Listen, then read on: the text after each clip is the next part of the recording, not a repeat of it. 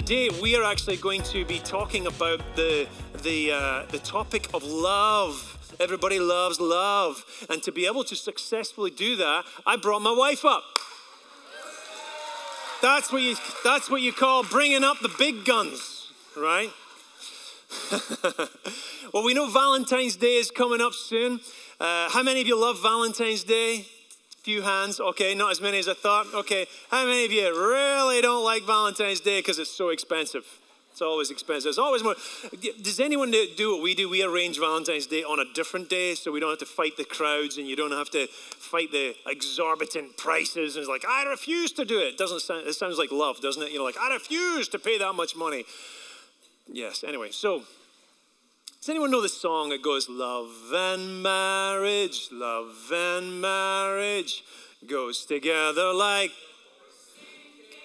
horse and carriage. Horse and carriage. Sometimes you feel like the carriage, you're being dragged along. Sometimes you feel like the horse, right? Which is pulling everything along. That's what marriage really feels like. But today we want to talk about certain things that we have discovered about marriage, not only for ourselves, but in a lot of the marriage counseling that we have done. Because marriage is something that is, of course, it's the institution of God. It's something that God has put together. But marriage is something that I don't know that most of us have really taken the time to prepare for. So if any of you are single today, then this is a phenomenal opportunity for you to try and catch up on the story of what it takes in order to be married and maybe learn one or two things that you can try and avoid in your future marriages, should you choose to get married, because marriage is not something that just works perfectly as soon as you get married. I don't hear very many amens here today this morning. But it's amazing how much we demand or believe that love will be the only reason that will keep our marriage together. Love is the only, and it's amazing how many songs in the church today are all just about love. But love is something that will not sustain your marriage. Oh, did I just say that? It'd be great if Taylor Swift could come out with a song. It's just like, love won't sustain your marriage. She won't make any money on that one, right? Because no one's going to believe that stuff. It's all about love, love, love.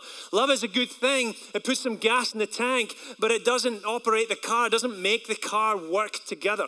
There are certain things that we've really discovered. And I'm going to talk about two specific things. And I'm going to tag my wife in. And then she's going to correct everything I just said and tell you what the real truth is. But here's the first thing I've discovered.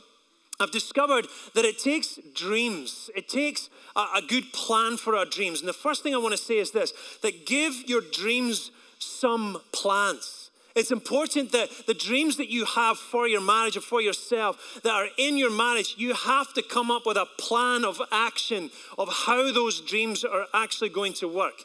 In Proverbs, it says this, by wisdom a house is built. What's a house? Well, we know it's not just about bricks and mortar and roofs and nice furniture and patio furniture. A house is talking about a family. It's talking about a marriage. And he says, by wisdom, a house is built. And through understanding, it is established. What does established mean? It means strong. It means being able to withstand the longevity of life, that we'll be able to withstand the storms of life, to be established, something that has got a deep foundation. And then in verse 4 of Proverbs 24, it says, through knowledge, its rooms are filled with rare and beautiful treasures. Through knowledge, beautiful treasures. What's rare and beautiful treasures? Well, it's talking about value that should be in your life. The value of goodness that's in your family. The value of hospitality, of righteousness, of goodness, of blessing, of loyalty, of all these wonderful things that love should be about. It doesn't mention once love in this whole scripture right here. It mentions three different things, and I want to just touch on them very quickly. The three different things that we believe that marriage needs or marriage plans need is, number one, it needs knowledge. It needs knowledge. Now, many of you, when you got married, you remember having to put your plans together for your wedding day. And you had to search out the right florist and get the right DJ, and you have to get the right officiant like me, right? And you have to get the right place, the right venue, and how much work it takes. It's so much work just to turn up and say, I do. All I want to do is say I do, and then let's go on the honeymoon. That's all, okay? But no. There's so much work that goes in.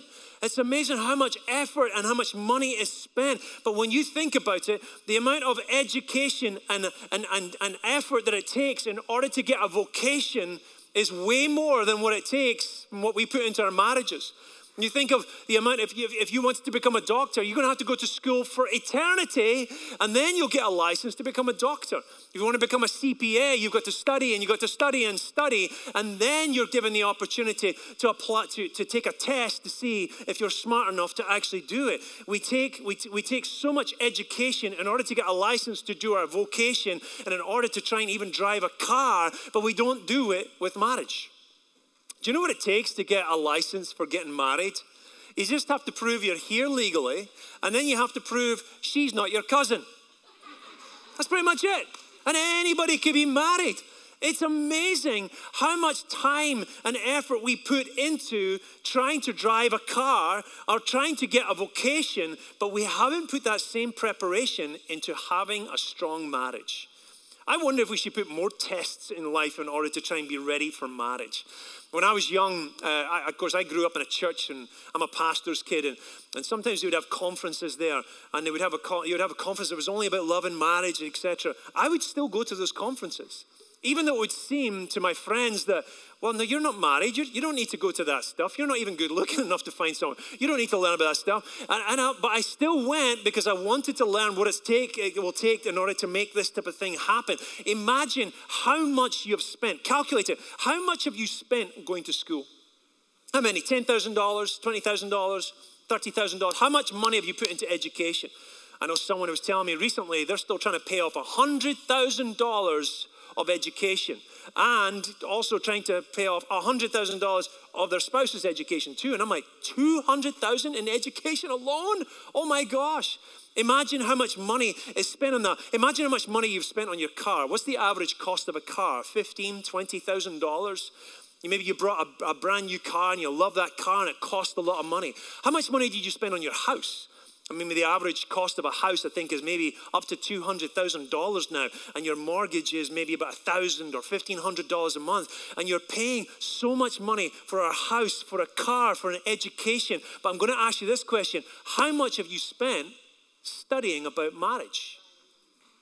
How much money have you spent on books, courses, conferences to have the best marriage possible?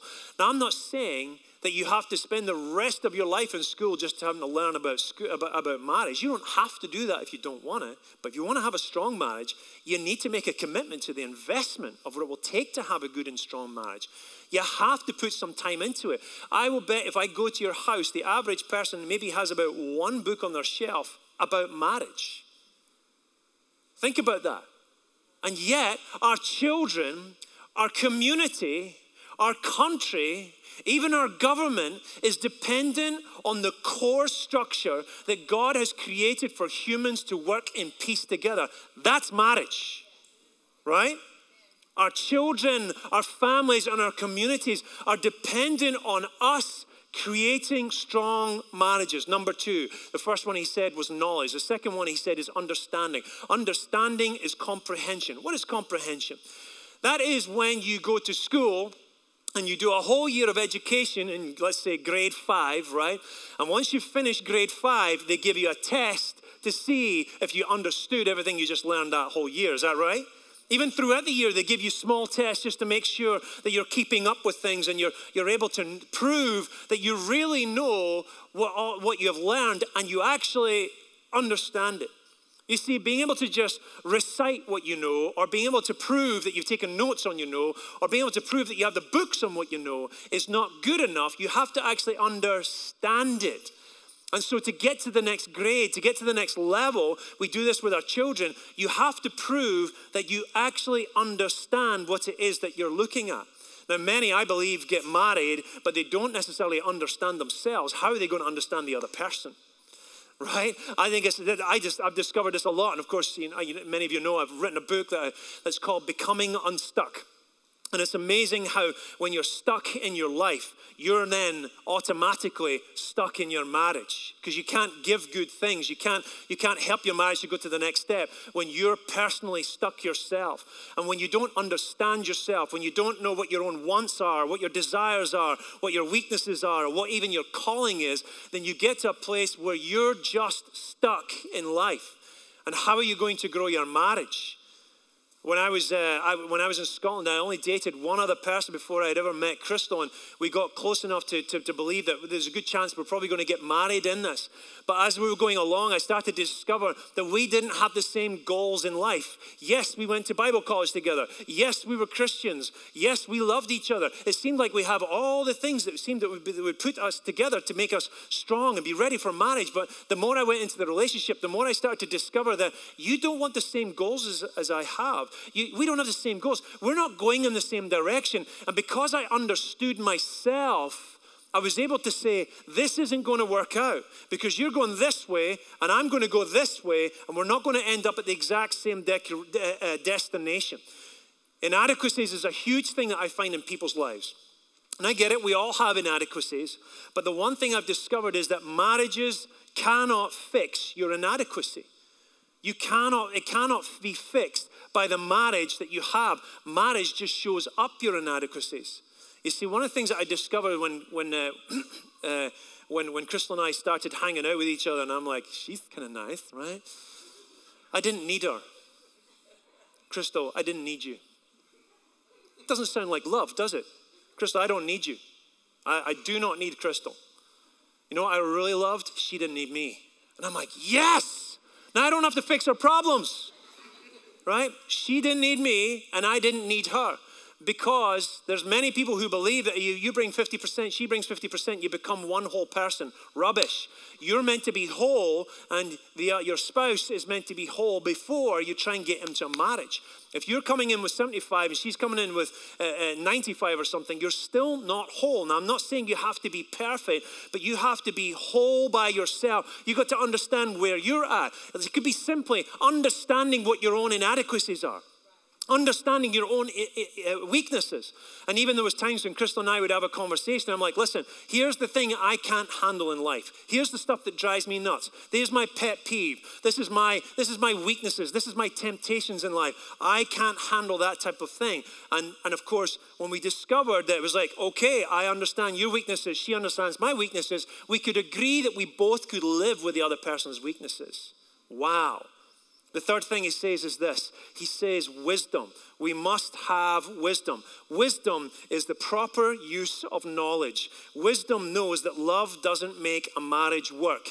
Let me tell you, the amount of people I've told to who are either on their way to divorce, or they are divorced, or they're in the middle of a divorce, I always ask them this question, yeah, but you still love them. Do you know that about, I would say, picking a number out of the air, 99% of everyone says, yeah, I still love her. Wait a second. If you still love her, why do you want to leave her? Because I can't live with her. Well, if you still love him, why are you ditching him?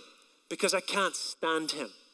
Love is no measure to prove the establishment of your marriage. It won't give you the strength. It's a good thing. It gives you juice. It gives you gas in the tank. It helps you to feel the joy of what you're doing. But love must be an action. It must have some plans. If you don't have plans, the dreams for your marriage will fall apart, because the dreams for your marriage needs a plan. It needs knowledge. It needs understanding. It needs wisdom. Not the demand from the other person to do things. Here's the second thing that I want to talk about. I want to talk about the dreams that are in our marriage. When you get married, you always come to the marriage with dreams. Things that you want. Things that you desire. You may not have talked them out. You may not even know what they are. But it's good to talk them out. It's good to know what they are. And there's certain dreams that every person has, and my wife's going to have dreams, and I'm going to have dreams. And here's one of my dreams. My dream was to be able to have the family where I had a wife, and I had children. Look, I've got 2 children right there. I have dreams of having healthy children. I wanted 2 children. What if she wanted 10 children? Now we'd have a problem, right? Unless we actually talked about it. But here's the dream right there. There's one of the dreams. What else have I got? Oh, here's the type of car I want. I want the type of car that is going to make me feel good about myself. Yeah, or maybe my spouse wants the car where she feels rich when she pulls up to the restaurant in Winter Park, right? But no, I don't want that type of car. I want the type of car that is economical, right? And she's like, I don't want an economical car. I want a car that looks gorgeous, right? But this is my dream. My dream is an economical car. What else have I got in here? Oh, here's a house that I want. Here's the house. I want this nice house, and I want a pink roof. You can see I want a yellow side. I want green grass. I want a picket fence. Here's the dream that I have for my house. What else have I got in here? Oh, here's the amount of money that I want in my life. I want to make I want $1 million every year. That's how much money I make. And to get these dreams, it's going to take a lot of work. It's going to take a lot of effort on my behalf. But maybe she doesn't want $1 million. Maybe she doesn't want to have me working constantly all the time. Her dreams might be different from my dreams. What else is in here? Oh, I've got my passport with all my travel stickers and where I've gone. And I went there and I went there, and I love it. And now what I've got the dream of traveling the world. But does she have the dream of traveling the world? It doesn't mean she has to have the exact same dreams as me, but it does mean this: that you don't want to make your dreams into expectations of your spouse. You don't want your dreams that are in this beautiful box in here and turn them into expectations of your spouse. You see, you got your basket full of dreams, but now when you turn it round and you're in the marriage, now the other person is expected to either support them, to act it out, or to be it. But maybe it's not her dreams. I believe that you can have dreams, but you have to have plans that are in alignment with your spouse. What does that mean? Being in alignment just means that you're in the same spirit, that you're agreeing with these things.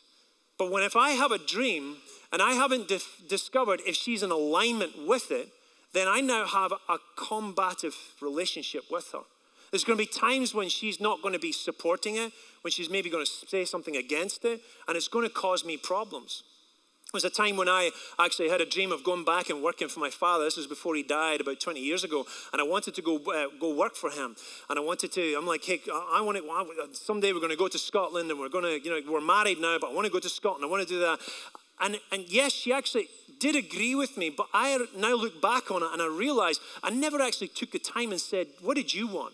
What do you think God's calling us to do? What's the dreams in your heart? I'd already made the decision of what I wanted, and I made an assumption that she was going to be a part of that. Now I'm subtly making an expectation of her to have to live and act accordingly that works with my dreams. What I find is people get disappointed with each other because the other person doesn't want what you want. Now what's true is she's also had dreams. And I've looked at her dreams and went, I don't want that, right? There was a time when it was actually, we had worked hard to pay off our house, and I was so glad to be out of debt. That was one of my goals in life. That was one of my dreams.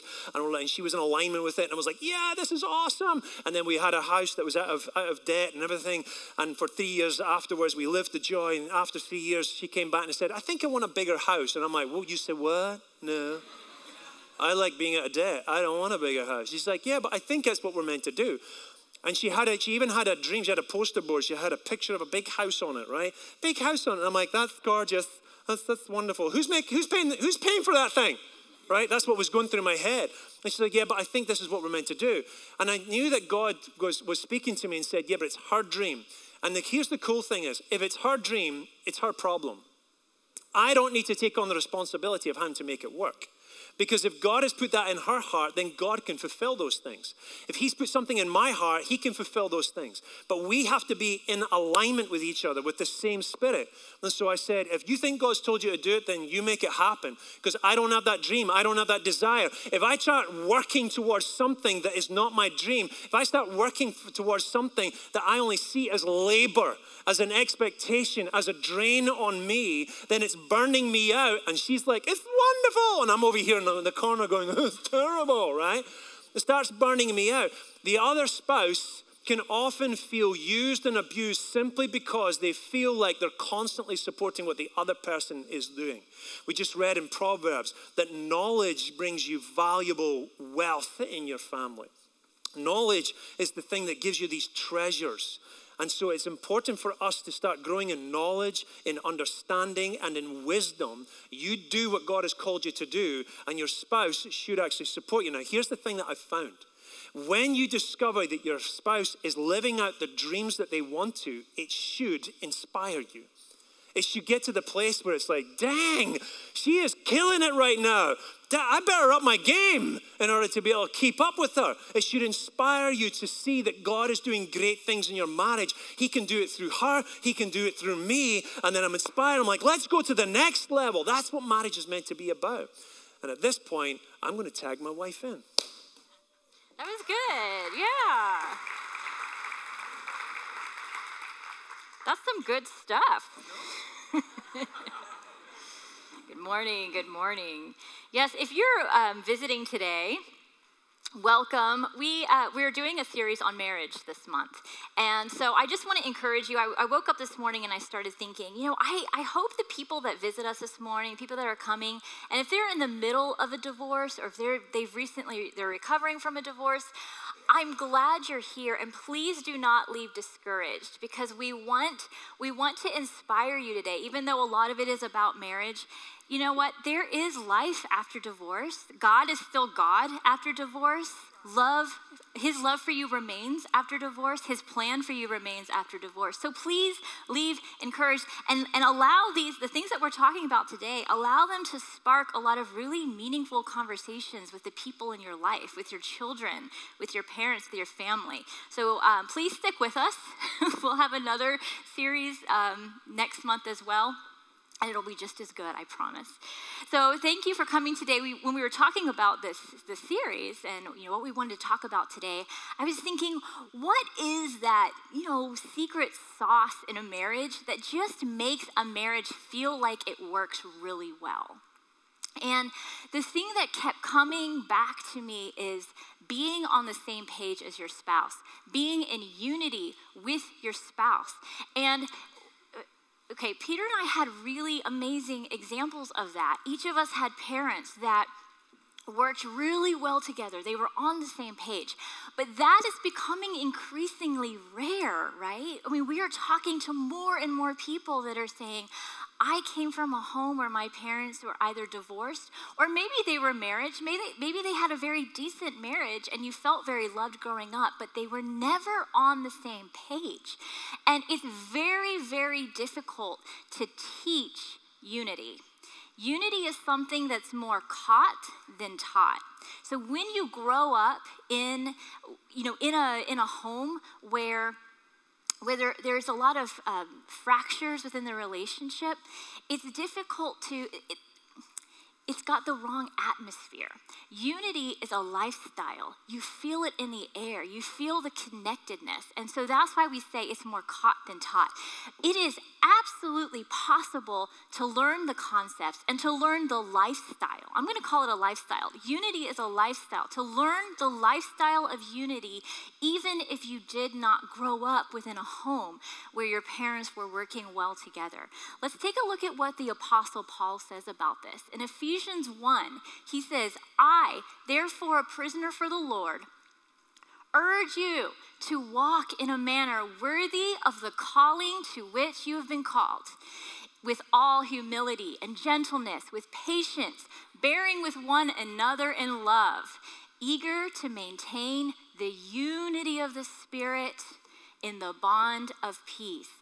Notice what he does not say. He does not say a manner worthy of what you were subjected to as a child. He doesn't say the manner in which you were raised. He doesn't say a manner in which is your own truth. He says a manner worthy of the calling that God put on your life. That's so key. That means it is possible. It is possible regardless of what our situation is, regardless of how we grew up. It is so, so important and so necessary for our homes as Christians to look like this, to have that bond, that unity and the peace. Let me make it very clear here. When we're talking about unity, unity is not agreeing with absolutely everything your spouse says or does and walking around like Stepford wives or Stepford husbands in this utopian society. That is not what unity looks like. Unity can have some grit to it. It can have some spunkiness, some areas of non-essential disagreements. That's okay. We certainly have that. But let me show you some areas. This is what unity is. Unity is walking together in the same direction towards the same goals. Unity is supporting each other's dreams. It's guarding each other's blind sides. I'm not going to see everything. He's not going to see everything. We are guarding the blind side for each other. Unity is being vulnerable. Absolutely being vulnerable. I know this is really wordy, so if you need to take a picture of it because I'm getting ready to switch the slide here, I made it wordy intentionally because I'm trying to give you a big picture of what unity looks like. Because some of us we're like learning, we're trying to grasp what this is. All of those things. Why is unity so important? Why are we talking about this today? Unity gives us the ability, it allows us to see who our true enemy is. That's why unity is so important. We do a lot of marriage counseling, and I would say some of the most common things that come up within marriage counseling is finances, drama with extended family, in-laws, parenting disagreements, and spouse expectations. So these are all pretty your run-of-the-mill normal things that we would talk about in marriage counseling. And I get it. We've had to work through all these things too, right? It's very, very normal. These are all real issues, so I'm not belittling this whatsoever. But what I've seen happen is that in some cases, the spouses will have these hamster wheel arguments. Does that make sense? So you've seen a hamster on a wheel, and it's like they're working so hard, and this is so important, and they're spinning their wheels. They're not going anywhere. They're expending all this energy on something that is going nowhere. And in some relationships, they have these arguments where it's the same issue over and over and over for years and years. And it could be about finances. It could be about kids. And the bills are long gone and paid for, and they're still having these arguments. In some cases, the kids are grown and gone out of the house, and they're still having these arguments. So when we see that we have the same arguments over and over and over again, and we're kind of stuck in this place on this argument, we have to realize what the real issue is, who the real enemy is, because Satan, our enemy, he is super happy for us to keep being distracted by these little arguments, by these little things. Because guess what? If we're distracted over here, he is free to do his own thing over here. We are too distracted to notice what he's really planning for our family. We sometimes forget that our enemy is a long haul strategist. He's in this for the long haul. And so while we're busy arguing over finances and kids and this and that, he is after one thing. He has one goal, and I'll tell you what it is. It's not a secret. He's after the souls of our children. That is his goal, because he is out to destroy humanity. And if he can destroy humanity one family at a time, generation after generation after generation, that's his goal.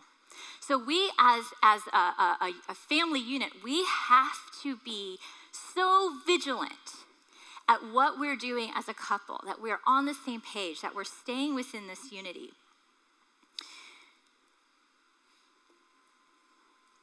This is why unity within marriage is so vitally important. It's why Paul says, I urge you, walk in a manner worthy of the calling that you have been called.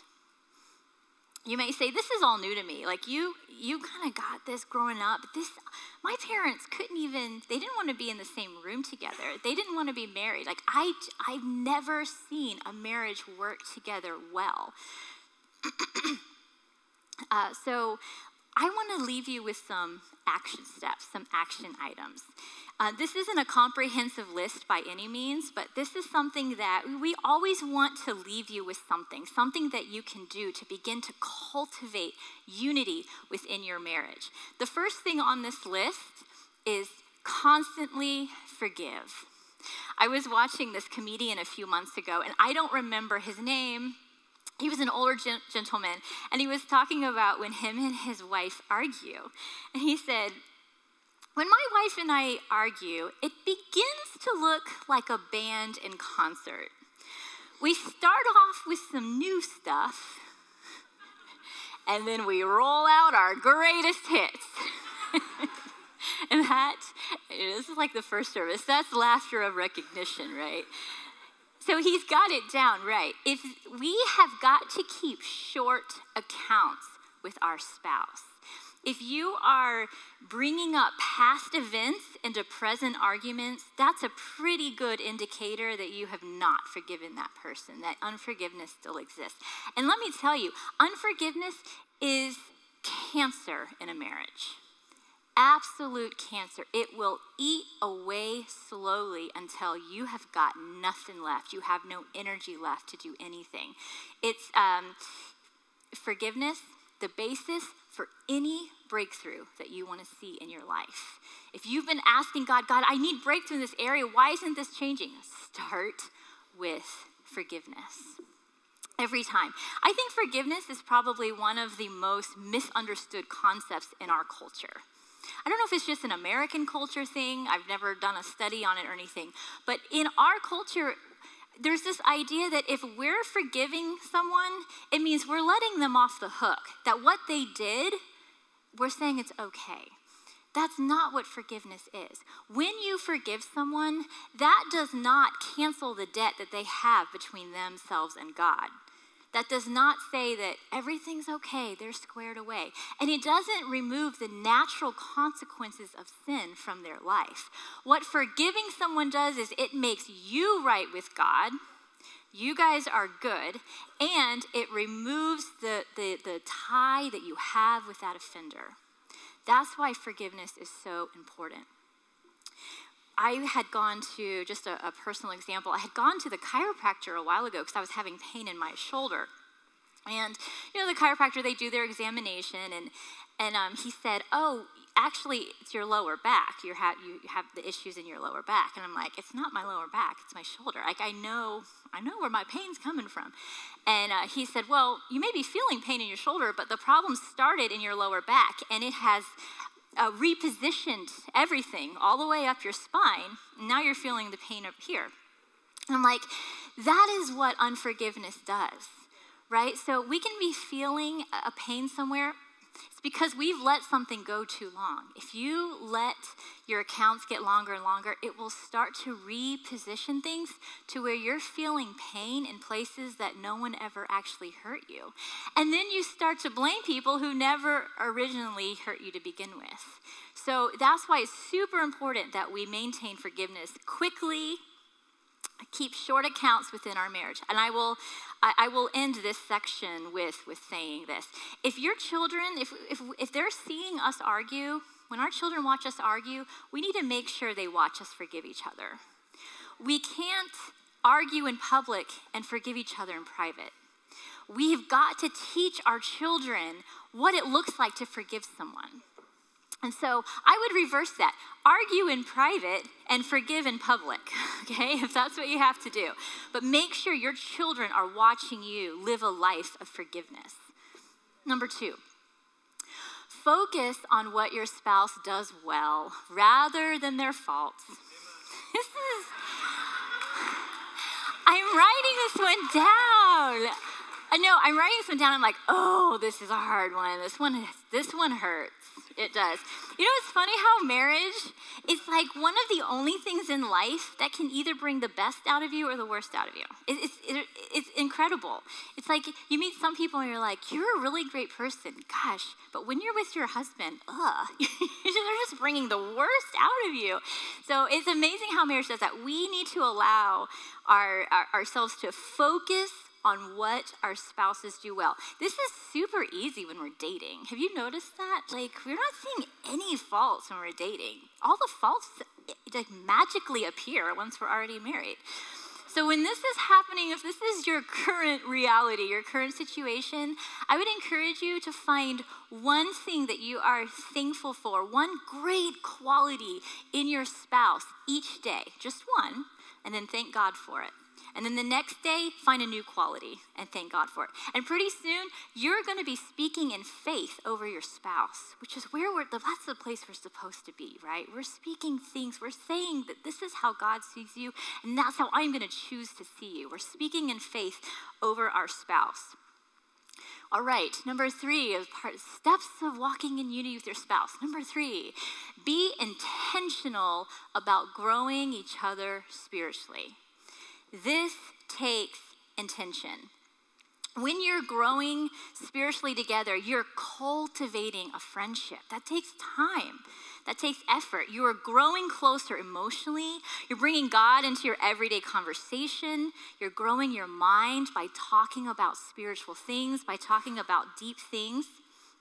And one of the things, just as a personal example, one of the things that we like to do is we like taking walks together at night at the end of the day. You know, when you're trying to like decompress from the day, and we talk about what book we're reading, what God's talking to us about, what we're struggling with, what we're praying about, the direction that we think that God is taking us. We are talking about all of these things while we're walking, and that is us growing each other spiritually. That is us making sure we are on the same page, that one of us isn't going off into left field because they're struggling with something. So I would encourage you, some couples like having devotions together. Whatever that looks like for you, I would encourage you to be intentional about that time with your spouse. Guard it carefully. Do not allow the pressures and the stresses and the busyness of life to get in the way of doing that. There's 3 questions that we want to ask, that you want to ask your spouse during this time. What book are you reading or listening to, for all of you audiobook lovers out there? What book are you reading or listening to? What are you struggling with? And what is God saying to you?